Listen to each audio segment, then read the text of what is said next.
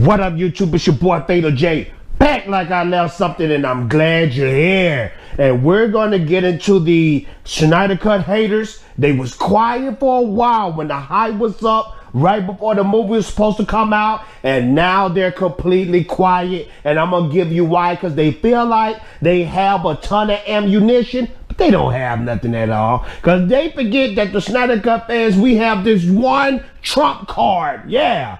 And I'm going to tell you what that is. But before we get into that, make sure to like, make sure to subscribe, make sure to hit that notification bell. Because when you hit that notification bell, it makes me feel oh so good and oh so swell. Yeah. And in the description below, make sure to check out that Ninja Blast comic book. It's live on Indiegogo. I'm fully funded, but I want to take it up to the next level. You might not have checked out the comic book and backed me on Indiegogo. So now here's your chance. And best believe, page by page, dope story, dope manga art, just for you. So I think you need to check that out. Also in the description below, make sure to check out that Ninja Patreon. You can be a producer of the Fatal J Show for $1 a month, 12 bucks a year.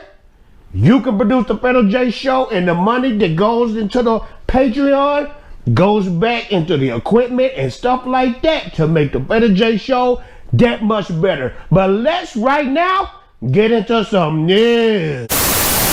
So hysteria broke out on the internet 2 days ago. Ann Sarnoff, the CEO of Warner, they talking about she's a top dog, but a lot of people fail to forget that At&T is still over Warner, but she had to say something about the Snyder Cut people, the toxic people. Let's get into it. This is what it says. It said Warner Media CEO condemns toxic Snyder Cut fans. Warner Media CEO Ann Sarnoff condemns toxic fans of Zack Snyder's Justice League cut, saying the company is not tolerating any of that. Let's see what it says. Warner Media CEO Ann Sarnoff has condemned the toxic side of fandom for Zack Snyder's Justice League. That is Snyder Cut fans who engaged in toxic behavior, like making death threats against Warner Media executives, journalists, and everyone else who similarly didn't endorse the film or was perceived as standing in the way of its release. I am with her with that. When it comes to that death threat stuff, that's not cool. These people have families. These people have kids, man. You have to remember, as much as we love Zack Snyder films, you have to remember this is a film. This is fiction. Don't do that stuff. But let's see what she had to say, Ann Sarnoff. We're not tolerating any of that. That behavior is reprehensible no matter what franchise you're talking about or what business you're talking about, Sarnoff told Variety.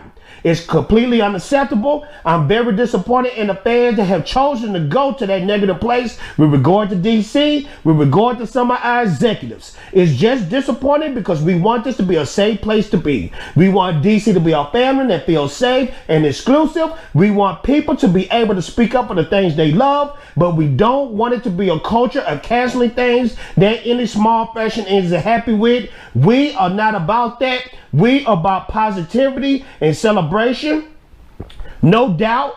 I completely agree with her. Now, even though Ann Sarnoff came out and pretty much said that the Snyder Cut is not happening and they're moving on back to the original plan with the solo DC movies, we always knew that was the plan. We know that Zack Snyder Justice League was a glitch in the Matrix. The fans won.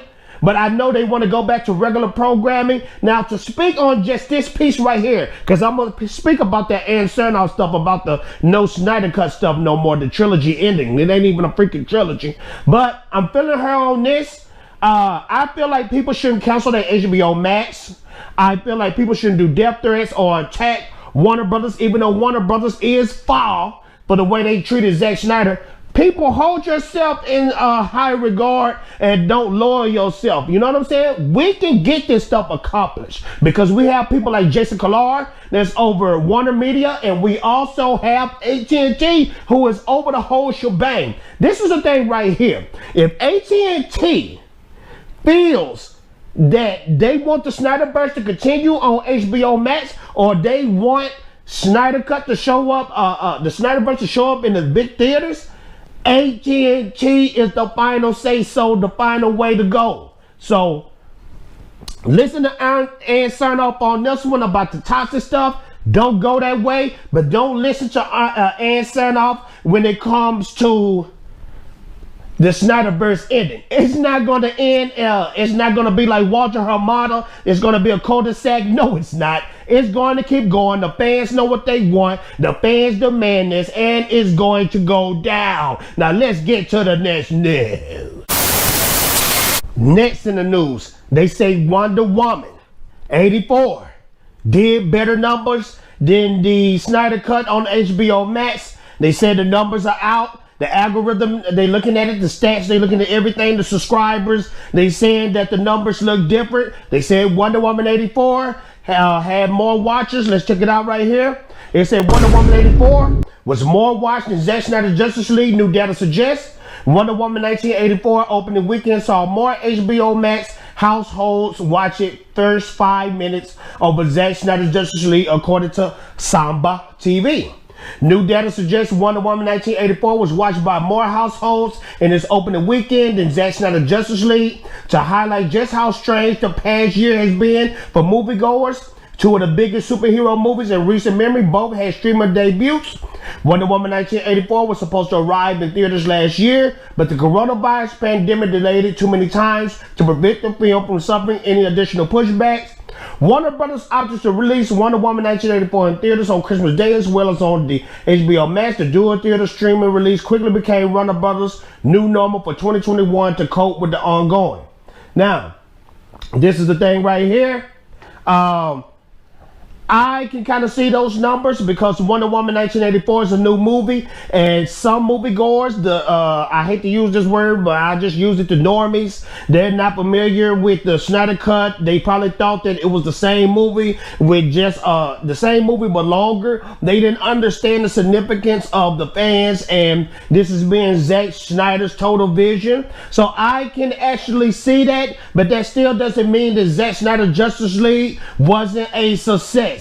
I would like to see furthermore about these numbers because I have seen a lot of articles, and the articles speaking about how it was a big success for HBO Max. They got a ton of subscribers, but this is the thing, just like I said a few minutes ago, do not unsubscribe because Zack Snyder Justice League is not there. Stay there because I truly believe HBO Max is going to be the home of the Snyderverse, and At&T is going to, I truly believe At&T is going to tell Zack Snyder, give us that Justice League 2, give us that Justice League 3, because those are going to be new films, just like Wonder Woman 84 was, and it's going to continue to bring newer customers, new people. People are going to see a new Justice League movie, and they're going to watch it, and it's going to build up that service. So stick around. Now it's time for me to get to these haters, these backbiting haters. Let's check it out and talk about it now.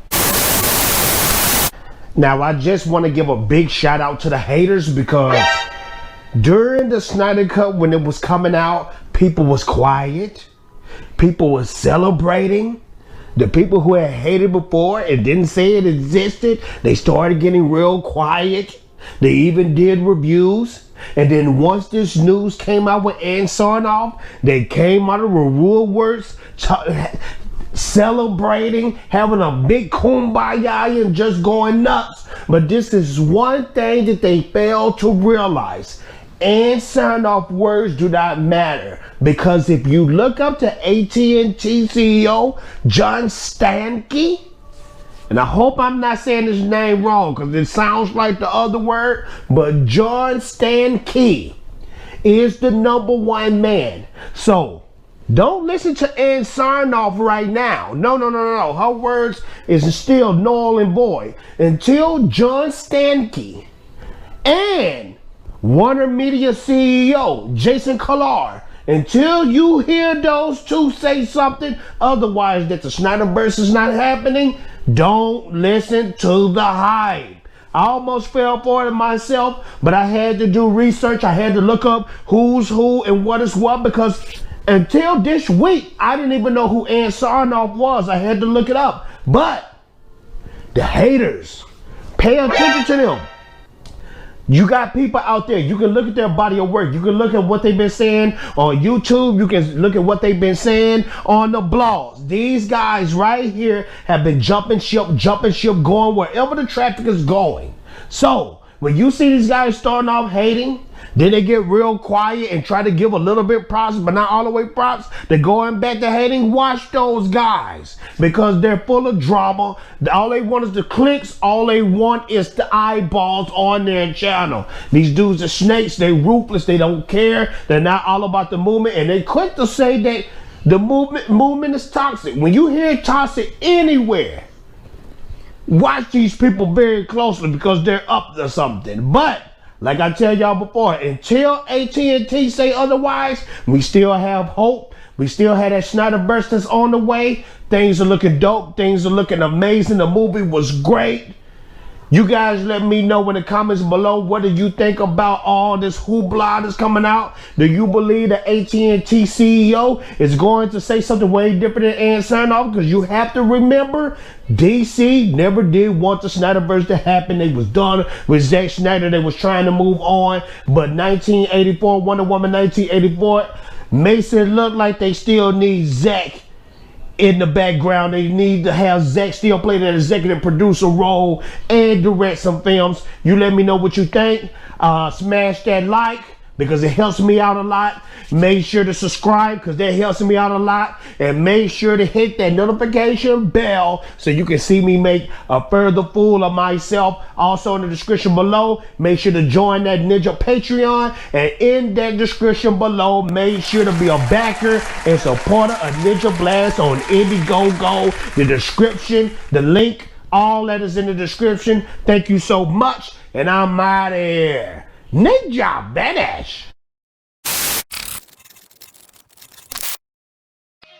You just learned that your ninjutsu sensei is hiding a murderous secret from you.